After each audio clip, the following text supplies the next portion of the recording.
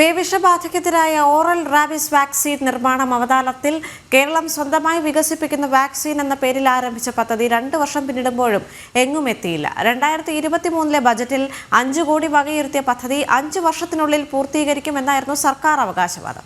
വിവരങ്ങളുമായി പ്രശാന്ത് ശങ്കരമംഗലത്ത് ചേർന്നു.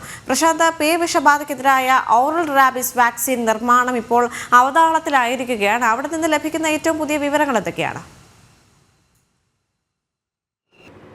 ദേവിക, പേവിഷത്തിന് എതിരായി സംസ്ഥാനം ഉൽപ്പാദിപ്പിക്കുന്ന, അതായത് ഇന്ത്യയിൽ ആദ്യമായിട്ട് കേരളം ഉൽപ്പാദിപ്പിക്കുന്ന ആൻറ്റി വാക്സിൻ എന്ന രീതിയിലാണ് ഓറൽ റാബീസ് വാക്സിൻ അത് ഉൽപ്പാദിപ്പിക്കാനുള്ള നീക്കങ്ങൾ സർക്കാർ ആരംഭിച്ചത്. 2023 ബജറ്റിൽ ഇതിന് തുക മാറ്റിവെക്കുകയും ചെയ്തിരുന്നു. 5 കോടി രൂപയാണ് ഈ വാക്സിൻ ഉൽപ്പാദനത്തിന് വേണ്ടി 5 കോടി രൂപ മാറ്റിവെക്കുകയും ചെയ്തു. എന്നാൽ അതിനുശേഷം ഇങ്ങോട്ട് 2 വർഷം പിന്നിടുമ്പോഴും ഇതിനൊരു പ്രാരംഭ നടപടികൾ പോലും തുടങ്ങുവാൻ സാധിച്ചിട്ടില്ല എന്നാണ് നമുക്ക് മനസ്സിലാക്കാൻ കഴിയുന്നത്.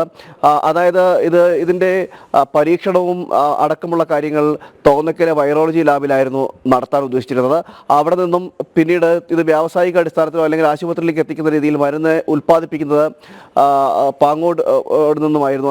ഇത്തരത്തിൽ ഒരു രീതിയിൽ ആയിരുന്നു പാലോട് നിന്നുള്ള ഒരു ലാബിൽ നിന്നും ഇങ്ങനെ ഉൽപ്പാദിപ്പിക്കുന്നതുമായി ബന്ധപ്പെട്ട കാര്യങ്ങളിലേക്ക് നടക്കുമെന്നെല്ലാം അറിയിച്ചിരുന്നു. എന്നാൽ തുടർന്ന് ഇങ്ങോട്ട് വർഷങ്ങൾ പിന്നിടുമ്പോഴും 2 വർഷം പിന്നിടുമ്പോഴും ഇതിൻ്റെ നടപടിക്രമങ്ങൾ എങ്ങുമാകുന്നില്ല എന്നതാണ് ഏറ്റവും പുതിയതായി നമുക്ക് മനസ്സിലാക്കാൻ കഴിയുന്നത്. നിരന്തരം തെരുവുനായയുടെ ആക്രമണം മൂലം ആളുകൾ രോഗഗ്രസ്തരായി വീഴുന്ന സാഹചര്യമുണ്ട്, പേവിഷബാധ ഏൽക്കുന്ന സാഹചര്യമുണ്ട്. നേരത്തെ ഈ മരുന്ന് ഉൽപ്പാദിപ്പിക്കുന്ന സമയം, അതായത് ഇത്തരത്തിൽ അഡ്വാൻസ് മരുന്ന് ഓറൽ വാക്സിൻ ഉൽപ്പാദിപ്പിക്കുമെന്ന് പറയുന്ന സമയത്തെല്ലാം പേവിഷബാധ ഏൽക്കുന്ന നിരവധി തവണ പലർക്കും നായയുടെ കടിയേൽക്കുകയും പേവിഷബാധ ഏൽക്കുകയും ആൻറ്റി വാക്സിൻ കുത്തിവെച്ചിട്ട് പോലും, റാബീസ് വാക്സിൻ കുത്തിവെച്ചിട്ട് പോലും ആളുകൾ മരിക്കുന്ന സാഹചര്യമൊക്കെ ഉണ്ടായിരുന്നു. ആ സമയത്താണ് സർക്കാർ ഇത്തരത്തിലൊരു സമീപനം രാജ്യത്താദ്യമായി നടപ്പിലാക്കാൻ പോകുന്നത്. കേരളത്തിലാണ് ഇത്തരത്തിൽ ഓറൽ വാക്സിൻ ആവിഷ്കരിക്കുമെന്ന് അടക്കമുള്ള കാര്യങ്ങൾ പറഞ്ഞുകൊണ്ടാണ് ഇതിൻ്റെ ഒരു നിർമ്മാണ ഘട്ടത്തിലേക്കും പ്രവർത്തനങ്ങളിലേക്കും ഒക്കെ നീങ്ങിയത്.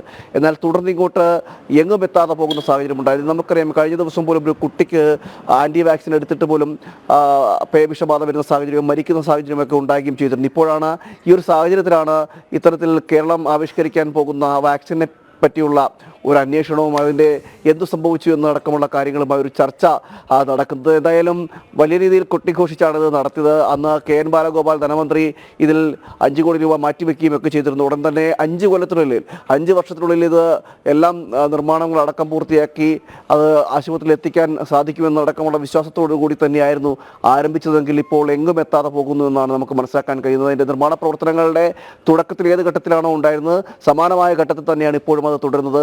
മുന്നോട്ട് പോകാൻ ഇതുവരെ സാധിച്ചിട്ടുമില്ല എന്നാണ് മനസ്സിലാക്കാൻ കഴിയുന്നത്. ശരി.